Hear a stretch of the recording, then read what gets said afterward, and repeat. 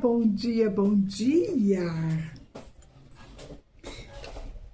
Café com palavra. Café com palavra não morreu.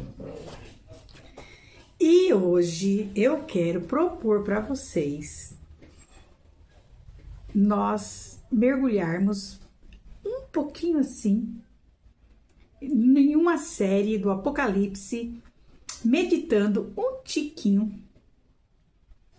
nas 7 cartas escritas para os líderes da Ásia Menor, hoje a atual Turquia. Vem comigo nesse café com palavra? Vamos lá? Ah, Elizabeth, mas faz tanto tempo. Concordo.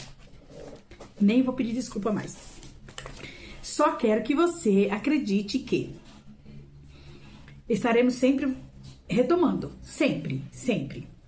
Tem alguém que essa mensagem pode alcançar, que você conhece? Já pensou em me emprestar as suas redes sociais? Seu Instagram, seu Facebook, seu status e postar o link do meu canal? Qual o intuito, Elizabeth? Glorificar a Deus. Passar experiências? Trazer uma palavra de Deus para o seu coração? E aí, vamos lá? Vamos juntas?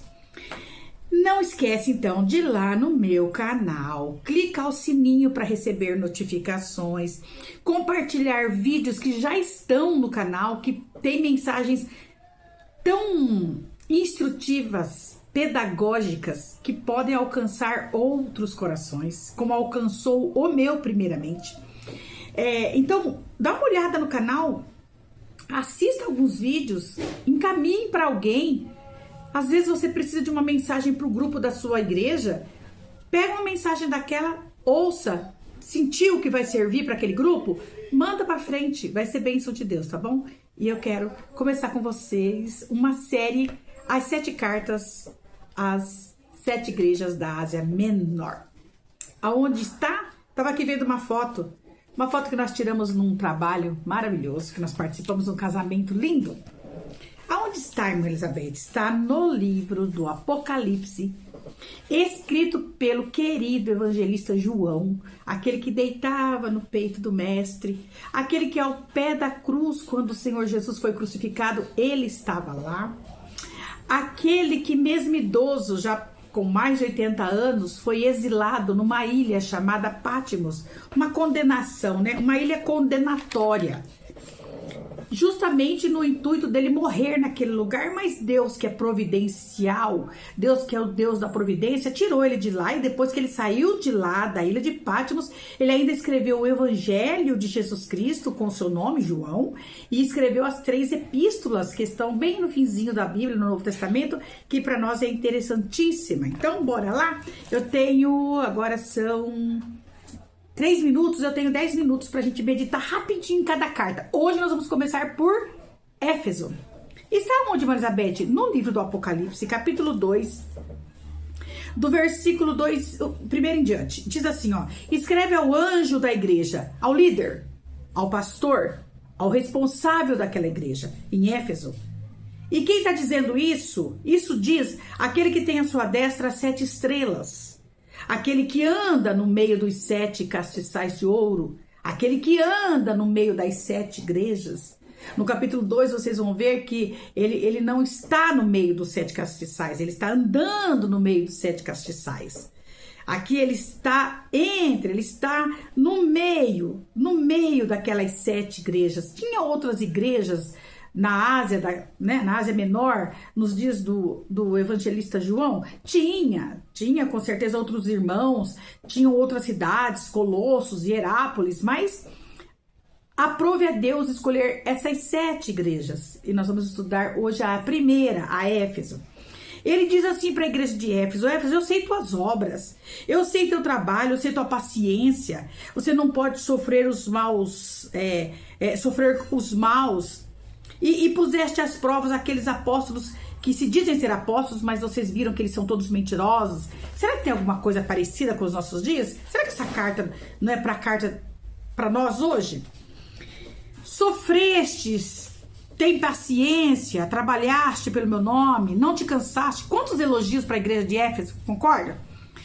Mas eu tenho, porém, contra ti. O que acontecia com aquela igreja? Tenho, porém, contra ti que deixaste o teu primeiro amor. Lembra-te de onde caíste, arrepende-te e pratica as primeiras obras, senão eu vou vir e brevemente virei a ti e vou tirar do seu lugar o teu castiçal, se não te arrependeres. Em meio a essa introdução, eu já quero dar uma palavra de conclusão. Essa igreja não subsistiu, não se arrependeu, acabou muito cedo. Por quê? Porque arrependimento é diferente de remorso. Sabe por que tem gente que machuca, erra, cai no mesmo pecado? Porque ele teve remorso. Arrependimento traz remorso? Traz tristeza? Traz. Quando você se arrepende, você tem tristeza, você tem remorso por ter feito alguma coisa que não deveria ser feito, mas o arrependimento é diferente. O arrependimento vem com mudanças. E receber a notícia de que precisa se arrepender, precisa mudar, precisa tomar novos rumos é importante, mas se não houver um arrependimento genuíno, que só o Espírito de Deus pode causar em nós, é só remorso. Aí a pessoa faz hoje, faz amanhã, faz depois, continua fazendo, porque ele nunca se arrependeu do que fez. Ele fica triste por aquilo que faz, mas depois continua fazendo. Essa pessoa nunca foi liberta. Essa pessoa nunca arrependeu-se de verdade, porque arrependimento sem mudança não é arrependimento, é remorso. Apenas remorso. Tens, porém, isto. Tá falando pra igreja, ó. Escreve aí, João, para o líder, que eu tenho contra ele. Tens, porém, isto, que aborreces as obras dos nicolaítas, as quais eu também aborreço. Eles tinham uma vantagem aqui. Eles aborreciam as obras dos nicolaítas e Jesus também aborrecia, porque essas palavras quem disse foi Jesus. Agora, tem uma coisa, quem tem ouvidos é mais do que ter orelha. É quem tem ouvidos. Ouvidos espirituais. Coisas espirituais não se escuta somente com o ouvido carnal. O ouvido carnal você escuta a voz, mas o espiritual é que traz o entendimento. Então quem tem ouvidos espirituais, ouça o que o Espírito diz à igreja. E é ao que vencer. Não é a qualquer um. Não é ao que pensa que vai vencer. É ao que vencer. Dar-lhe-ei de comer da árvore da vida, que está no meio do paraíso de Deus. Quando nós paramos para pensar, e lá se foram 8 minutos, 8, 9, 10, 11, 12, eu tenho só 6 minutos. Quando a gente para pensar na carta de Jesus Cristo, que foi enviada ao líder da comunidade de Éfeso, em Apocalipse, a gente tem que entender que essa carta foi escrita no momento onde a igreja passava por muita perseguição. A história que envolve toda essa carta, ela é muito grande. Mas deixa eu falar uma coisa para vocês. Quando Jesus nasceu em Belém da Judéia, quem governava o Império Romano naquela época era César Augusto, lembra? Lembra quando Jesus nasceu em Belém? Ele governou do ano 27 antes de Cristo até o ano 14 depois de Cristo. Isso é importante? História? É importante. Eu vou falar com vocês rapidinho. Tá. Depois do ano 14 depois de Cristo, depois ele é sucedido pelo seu filho adotivo, o Tibério César. Então, o César Augusto ele é substituído pelo Tibério César, seu filho adotivo, que governou do ano 14 até o 37, da era cristã. Quando Jesus Cristo morreu na cruz e ressuscitou, a obra missionária começou a se expandir.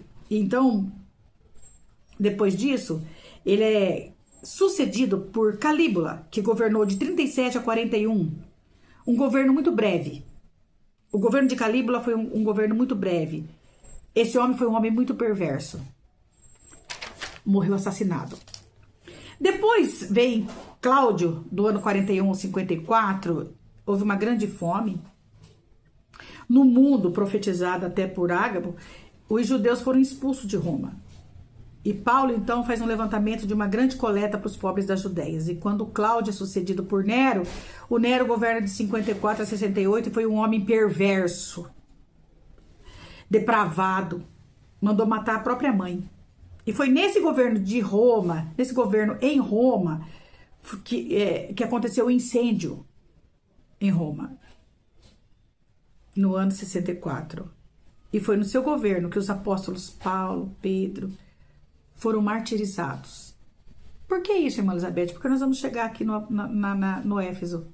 Tenho só 5 minutos, mas vou correr, tá? Aliás, irmãos, é bom entender que os homens de Deus, os nossos apóstolos, tirando João, que morreu de morte natural, já perto dos 100 anos, aproximadamente, os demais foram todos martirizados. Esse evangelho que tudo vai dar certo, que você não vai ter dor, que você não vai falhar, que servir a Deus no ministério é só status, é pompa, esse evangelho é um evangelho fraco. É um evangelho para quem quer viver como estrela. O evangelho de Jesus vem com dor, vem com renúncia. Se você está sofrendo, glorifique ao Senhor. Se você é fiel, glorifique ao Senhor. Porque evangelho é isso. Ministério é dor. Ministério é doação. Ministério é serviço. Ministro não é aquele que recebe demais, é aquele que faz. Pertencer ao ministério da igreja é entender que você vai ser um escravo da orelha furada. Dá para entender por que tanta aflição? E quanto mais a liderança for fiel a Deus, e liderança que é fiel a Deus é fiel aos seus líderes também. Porque nós temos presidentes que estão sobre nós. Nós temos pastores que estão sobre nós. Nós temos líderes que estão sobre nós. E quem teme a Deus não tem dificuldade de respeitar. Respeitar que eu quero dizer não é na frente não, que na frente se bajula. É o que eu tô falando, respeitar. Respeitar é quando você dá as costas e as pessoas conseguem ver o bem que você tem em você. Respeitar é você não ter inveja do crescimento, da felicidade do seu irmão. Isso é respeito. Aquelas pessoas que te abraçam e quando você vira as costas te enfia uma faca nas costas, eu tenho até dificuldade de falar que é meu irmão em Cristo. Tenho dificuldade. Porque os filhos que são do mesmo pai tendem a ter o caráter do pai. E ter o caráter de Deus é bem diferente disso que a gente vive hoje. Então, os discípulos, os apóstolos foram martirizados, tá? Aliás, Nero, em 68, passou pelo suicídio. E em 69 a 79, quem governa é Vespasiano. E é no governo de Vespasiano que Jerusalém cai nas mãos dos romanos, nos anos 70. E aí acontece a dispersão dos judeus. E é nesse mesmo ano 70 que é inaugurado o Coliseu Romano. O anfiteatro da morte. E depois, quem assume brevemente depois disso? Depois de acontecer esse anfiteatro da morte ser inaugurado, né? Depois de Vespasiano, quem que vem? Quem assume brevemente, por um período curto, é Tito Flávio.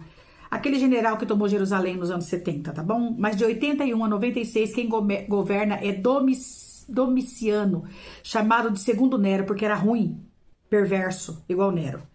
Ele era chamado de Segundo Nero pelas práticas que eram idênticas. Atacou, perseguiu a igreja. E é nesse período, então, de Domiciano, que os apóstolos de Jesus são mortos e só sobrou João, o fiel João, que foi levado para a ilha de Patmos, foi deportado para a ilha vulcânica do Mar Egeu para ser colocado lá numa colônia penal, achando o povo que ele ia morrer ali. Se enganou. Porque quando Deus tem um projeto, e aqui eu já quero terminar, porque não posso nem falar mais. Quando Deus tem um projeto na vida de alguém, pode fazer a arapuca que quiser. Pode pôr o pé na frente, pode mentir. Mentiram tanto a respeito de Cristo e de mim. Não vão mentir? Mentiram também. Já falaram tanta porcaria a respeito da gente. Mas o nosso defensor é aquele que conhece a nossa vida por dentro e por fora. É aquele que está entre os catiçais, entre as igrejas. Pensa que Deus não está entre as igrejas, vendo tudo, ouvindo tudo? Você pensa que Deus não ouve aquilo que falam ao seu respeito, ao meu respeito, às escondidas? É pior besteira. E não adianta querer ficar se justificando porque é bobeira. Você tem um Deus que te justifica, você tem um Deus que te fortalece. E a igreja de Éfeso estava num centro rico, num centro que a cidade de Éfeso era uma cidade muito importante, ela era a capital da província da Ásia Menor, tá bom? A cidade de Éfeso tinha na época mais de 300 mil habitantes, ela era uma cidade fortemente cercada, marcada pela idolatria, era lá que estava o templo da deusa, era lá que a gente conhecia na história o templo da deusa Diana, estava lá. Um templo esplendoroso de mármore, bordejado de ouro, Já são 14 minutos. Eu vou passar um pouquinho. Vou tentar, porque meu celular trava. Meu celular ainda é daquele simples. Aí, Éfeso estava vivendo um ocultismo muito forte, muita gente ligada à feitiçaria. Se não bastasse Éfeso ser uma cidade fortificada, onde tinha os templos da deusa Diana, existia também lá um dos maiores centros de adoração ao imperador. Construíram uma estátua para se adorar o imperador. Tinha que se adorar o imperador. Meu Deus do céu. Diz a Bíblia que Paulo vai para lá na sua terceira viagem missionária e fica nessa cidade por 3 anos. Pensa numa cidade com tantos habitantes, mais de 200, 300 mil habitantes aproximadamente, e chega um pregador que não tem meios de comunicação, um pregador que não tem rádio, um pregador que não tem televisão, que não tem Bíblia. Mas imagine um apóstolo sem todos esses recursos, numa cidade tão gigante, ele conseguir contagiar aquela cidade com o evangelho. Irmãos, as coisas boas contagiam. Não se apegue às ruins. Não deixe as coisas ruins no seu coração. Você pode ser um contagiador de almas, de vidas. E em 3 anos o apóstolo Paulo ali no meio daquela idolatria, numa cidade que estava ali entrando em colapso, a feitiçaria. A Bíblia diz que os feiticeiros rasgavam os seus livros no meio da praça. Eles foram alcançados pelo evangelho. Olha a importância de uma boca de Deus. Boca de Deus que eu falo, são pessoas que falam a palavra de Deus. Porque tem pessoas que falam, eu sou boca de Deus, profetizando mentira. Eu sou boca de Deus, traindo seu irmão. Eu sou boca de Deus, vendendo os seus companheiros. Eu sou boca de Deus, restringindo o crescimento dos seus irmãos. Isso nunca vai ser boca de Deus. Isso é boca de homem ruim. Homem que eu falo é mulher também. Homem ruim. Mas o apóstolo Paulo pregava o evangelho e a Bíblia diz que as pessoas, os feiticeiros rasgavam seus livros na praça pública. Isso é avivamento. Avivamento é isso. Avivamento não é só barulho. Barulho é gostoso. A igreja pegar fogo é gostoso. Mas avivamento traz conversão. Avivamento traz mudança. Avivamento mexe com o caráter do ser humano. Uma pessoa que fala, eu passei por avivamento porque pulou, deu glória a Deus, falou língua estranha, vai chegar o dia que o Senhor vai fazer uma chamada, que alguém vai dizer assim, em teu nome eu falei, em teu nome eu orei, nem te conheço. Então, o que acontece?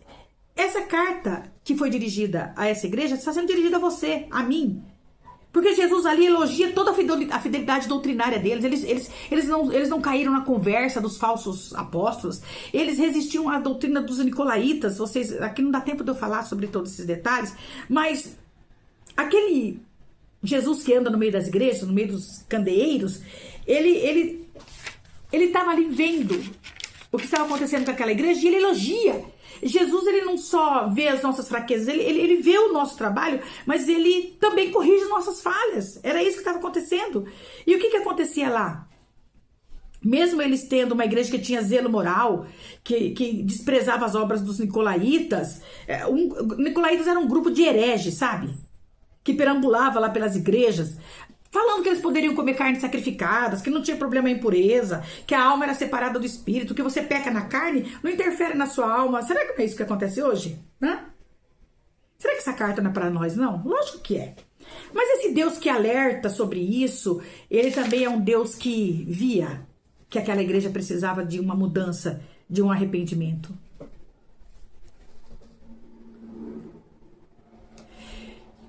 Será que vale a pena deixar de falar a verdade para ter tapinha nas costas, para ter amiguinhos em volta, para ter igreja cheia? Quem não quer igreja cheia? Deus é um Deus que quer ver as igrejas cheias, sim.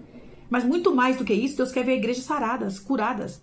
Será que vale a pena deixar de pregar o evangelho para pregar só prosperidade?